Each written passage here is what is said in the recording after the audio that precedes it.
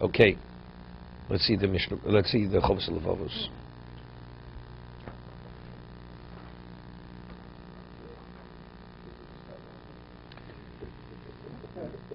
Look, smell besamim. You know, they pass around the Ezra with the cloves in it. Looks like a hand grenade. Okay.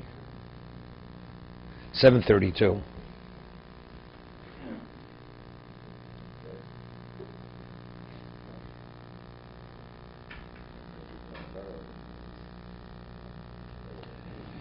He explains that when a person is tzaddik, when he was mispalel, he would say that you know what's best for me,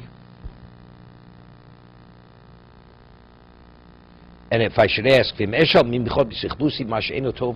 left off. If I should ask as a result of my foolishness, something which is not in my best interest. People ask for things which they shouldn't ask for. And I ask something which is not in my best interest.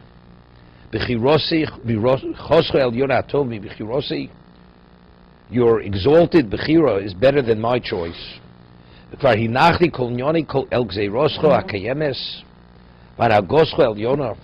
I leave all my issues to your decree and to your heavenly guidance. I'll give you an example. Let's say somebody truly needs something. You need it, and you mispalel. But factually, the person is on hard times. It's not easy to be on hard times. So he wants it to be a little easier. But if it's easier, it's going to deduct from your reward in the world to come. There are times that sometimes there's nothing wrong with what you're receiving, but factually, it's a withdrawal. Right? As a result of that person has a mindset, if it's not my best interest, Hashem, then I don't want it. So we're not talking about something which will necessarily interfere with his function. Really, this really, in your own right, you shouldn't receive this. I don't want it. That has to be the person's mindset. Anything which is a detriment to me, is positive as it may be, I don't want it. That has to be the person's mindset.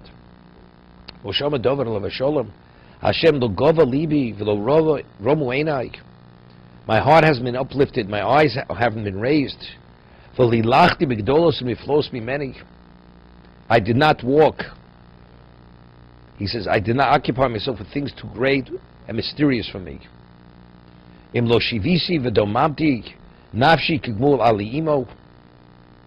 I have still quieted my soul like a weaned child with its mother. Kigmul olay nafshi.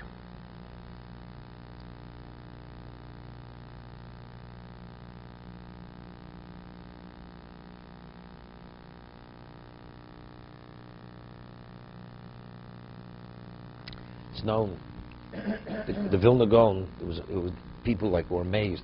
What he ate, his wife used to spend hours preparing literally a morsel of food for him, and he told her exactly how to prepare the food.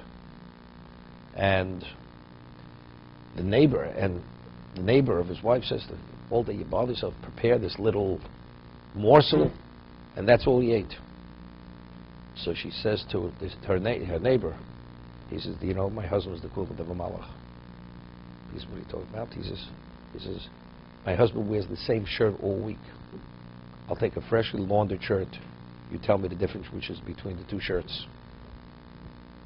Even his function in the physical sense, there's nothing unclean that comes out of him. Of course, he has bodily functions to a degree, but in terms of his sweat, anything, he's pure. It's every moment of my involvement to accommodate him, it's worth my while. That's what she told her neighbor. But it was known Rabbi Kiva had a problem with his digestion, and he suffered all his life. Rabbi Kiva intentionally did not chew his food. He would swallow it. Why? Because he didn't want to benefit from the taste of the food. So he would cut small pieces, just swallow it. And eventually it affected his health years later. And one second, so the question, why did he do that? Why did he do that? So sometimes it's like a person should try to withdraw from anything which causes desire, because, like we say, mitzvah goreres mitzvah. Like they used to have an advertisement years ago, Lay's potato chips, maybe 40 years ago. You know, no, we eat one, you eat up the whole bag. You start, you don't stop, right? Same thing, you know. You whet your appetite, so it continues. Rabbi Kalatsky never wanted to put himself in that position that he should have a desire to eat. So therefore, that's why he swallowed. Or maybe the reason is because anything you benefit from this world, you never know what it cost you. So even what you have to, in terms of nourishment, if you're able to minimize it, you minimize it. Maybe that, I'm not sure what his cheshbon was, why Rabbi Kalatsky never chewed his food. But that's the reason why he didn't chew his food, for that reason. He didn't want to benefit. The question is, why did he want to benefit? Because it will bring to other things which are distractions, or because the less benefit, the less chance you take in terms of giving up something. It was because he didn't realize initially that that would be the end result, but his problems were because he didn't chew the food. That's the reason. The Vilna Gaon, you know, also over the years, the way he ate, he lost his sense of taste. Of course, the way the food he ate and the amounts he ate, his taste buds stopped functioning. So when it came to Yom Tov of Samachta b'chagecho, in Simcha l'bosim v'yayin, he used to cry. Even though he felt he did the right thing, but factually he wasn't able to experience eating on Yom Tov to have any degree of pleasure from the food that he ate, the meat or the wine that he drank, because his taste buds were literally non-functioning. To be continued. Yeah, it's like atrophy.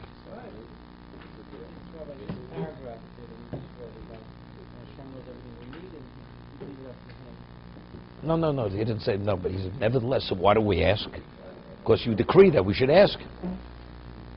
That's what this tzaddik is. That is what this tzaddik is saying in his Shmoneh Esrei. Although you know what I need and would be considered presumptuous or disrespectful, I have to tell you what I need. But why am I asking? Because you told me I must ask.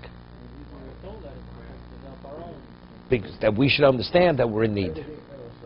To be appreciative. Exactly. Thank you. You learned Mesilas Yesharim. Well, he has an answer for you over there. The question is not that you're supposed to have pleasure from this world, not appreciate. Pleasure. That a person there'll be a claim against it. If the person could have had pleasure, he did not. They'll say, why did you have pleasure? So Mesilas Yesharim speaks about this. It's a person who's not at the level and denies himself. That's the person. Unless the person doesn't need something. Just have pleasure for the sake of pleasure where you don't need it. It's not a distraction in life, then you're not supposed to.